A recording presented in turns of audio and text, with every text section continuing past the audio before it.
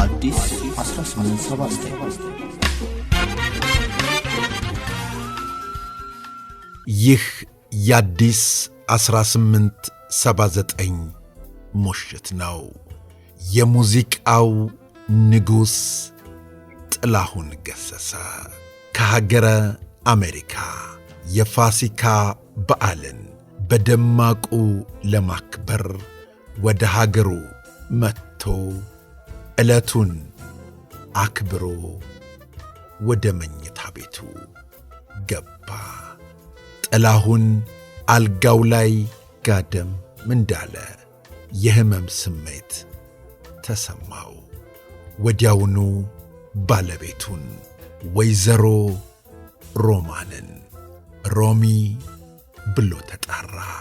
ወይዘሮ ሮማን ከጥላሁን መኝታ ቤት አጠገብ ከዓመታት ቆይታ በኋላ ካገኟቸው ቤተሰቦች ጋር እየተጫወቱ ስለነበር የጥላሁን ጥሪን ሰምተው ጨዋታውን እያዳመጡ ሳለ ድጋሚ ሮሚ እስኪ ወደዚህ ነይ የሚል ድምፅ ስልል ባለ ሁኔታ ሰሙ። ወይዘሮ ሮማንም ጨዋታችን ናፍቆት ነው በማለት ወደ ጥላሁን አመራች። የሰማችውን ወሬዎች በሙሉ ለጥላሁን ነገረችው። ጥላሁን ትንሽ ወሬ የሚያስቀው፣ ይሄኛው ወሬ ግን ምንም አላሰቀውም። የተነገረውን ጨዋታ በጥሩ ስሜት አልሰማውም። ምክንያቱም ከጨዋታው ይልቅ ያዳምጥ የነበረው የሕመም ስሜቱን ስለነበረ ነው። እዚህ ደረቴ ላይ ያመኛል አላት ወይዘሮ ሮማንን ደረቱን በጣቱ እየነካካ። ምን ነው ምን ሆንክ ብላ ከጣቱ ጎን እጇን አሳረፈች። ኧረ እኔ እንጃ ልቤን ይጨንቀኛል አላት ድምፁ እየሰለለ። ያቺን መድኃኒትን ዋጥባት ይሻልሃል አይዞህ አለችው። ከወትሮው የተለየ አይደለም በሚል እምነት ለልብ ሕመም የምትዋጥና ከምላስ ስር ተቀምጣ የምትሟሟ መድኃኒት አለችው። ቀንም ሆነ ሌሊት ከደረት ኪሱ አትጠፋም። በሌሎቹ ክፍሎች ደግሞ ጨዋታው ቀጥሏል። ወይዘሮ ሮማን ጨዋታቸው ቢያጓጓትም ጥላሁን ብቻውን እንዳይሆንባት ብላ የሌሊት ልብሷን ለባብሳ ከጎኑ ጋደም ማለች። ጥቂት ቆይታ መብራቱን ለማጥፋት እጇን ስትዘረጋ ሮሚ ኧረ መብራቱን አታጥፊው፣ ይሄ ነገር የሚያስተኛኝ አልመሰለኝም፣ እያፈነኝ ነው፣ ሕመሙን አልቻልኩትም፣ የዛሬው ለየት ያለ ነው አለ ባጭር ባጭሩ እየተነፈሰ። አተነፋፈሱ ጥሩ አልነበረም። በሁኔታው ስሜቷ ተረበሸና ደነገጠች። ትክ ብላየችው። አሁን ያ የድሮው የፈገግታ ምላሽ የለም። ሁኔታው አላማራትም። የምር ክው ብላ ደነገጠች። ጠጋ ብላ በሌሊት ልብሱ ስር እጇን ሰዳ ጀርባውን ዳበሰችው። በላብ ተዘፍቋል። ምን እሱ ብቻ። ጀርባውን በዳበሰችበት እጇ በኩል ከወትሮ የተለየ ንዝረት ተሰማት። ሁለመኗ ተሸበረ። ወዲያሙኑ ቤተሰቦቹን ቶሎ ተነሱ ብላ ትእዛዝ ሰጠች።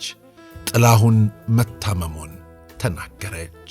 በፍጥነት ወደ ሐኪም ቤት ለመውሰድ ልብሱን ቀያየሩለት።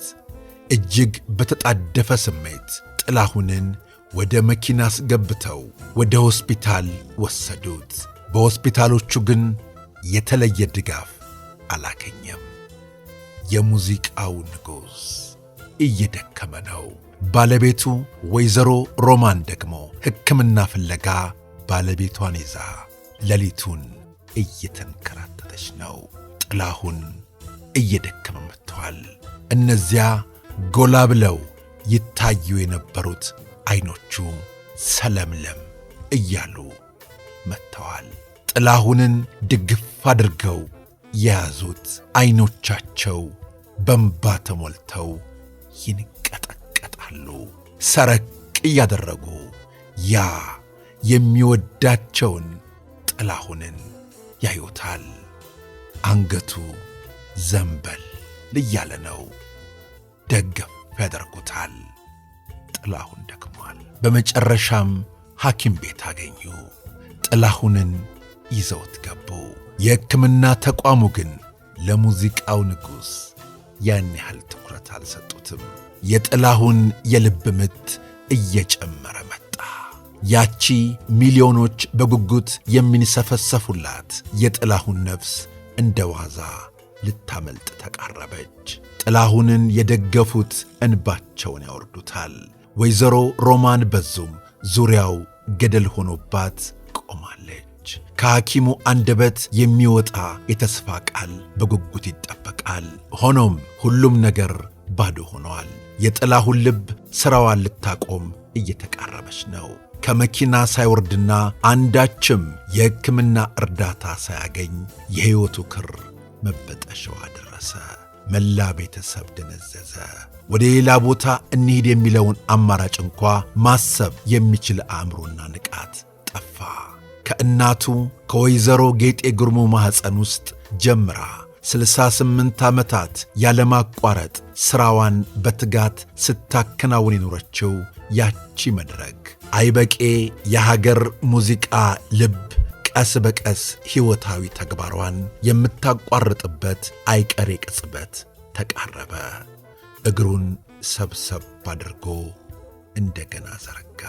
ከመቀመጫው ትንሽ ወደፊት ሸርተት አለ። ከግራ በኩል ከደገፈው ሰው ላይ ጭንቅላቱ ወደፊት ወረድ አለና አንገቱ እጥፍ አለ። አየር ወደ ውስጥ የመሳብና የማስወጣት አቅሙ አከተመ። ውብ ዓይኖቹ ጭጋግ ለብሰው ተገጠሙ። የልብ ምቱ ጸጥ ብሎ ቆመ። ከኢትዮጵያ የሙዚቃ መድረክ ላይ አንድ ታላቅ ብሔራዊ የጥበብ ጀግና እስትንፋስ ዳግም በማይነጋለት ጽልመት ተሸነፈ። ጥላሁን ገሰሰ የዘለዓለሙን እንቅልፍ አንቀላፋ። ሥጋው በሞት ብርታት ስር ወደቀ።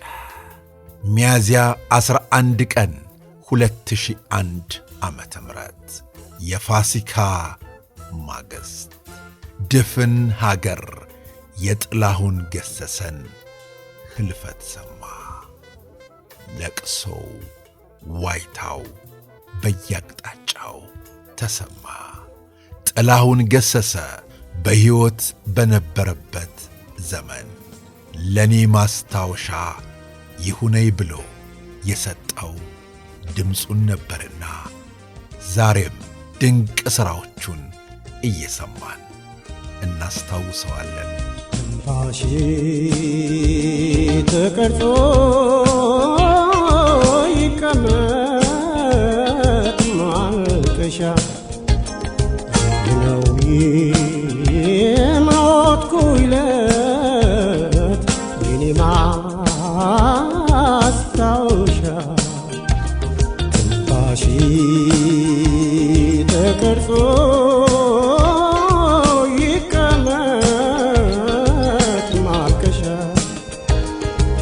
ነው የሞትኩ ዕለት የኔ ማስታወሻ።